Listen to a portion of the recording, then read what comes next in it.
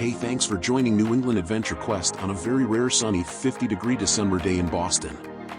Today we had a few minutes to kill, so we thought we'd show you a must-see if you're ever in South Boston. Easily accessible, with ample parking and a great playground. Fort Independence is a step back in time to when Boston Harbor was a battleground. First constructed in 1634, out of logs and mud, the fort has undergone many rebuilds. It was completely destroyed by fire in 1673 and reconstructed out of stone a year later. First named Castle William in 1692, and eventually became the British headquarters in 1775, until George Washington led the fortification of Dorchester Heights. When the British heard Washington was coming, they retreated, setting fire to, and once again destroying the fort. The fort was rebuilt in 1797 and renamed Fort Independence. This impressive structure has 5.5 feet thick, 30-foot tall walls made of solid granite.